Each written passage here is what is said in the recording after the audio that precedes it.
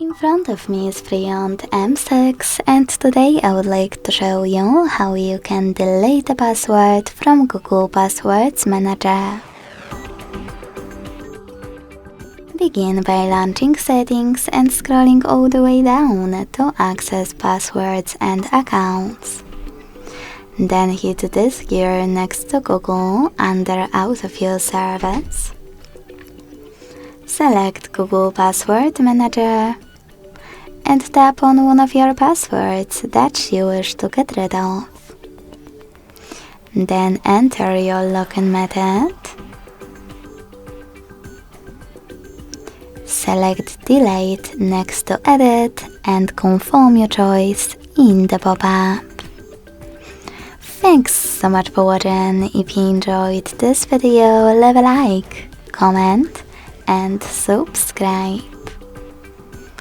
Bye!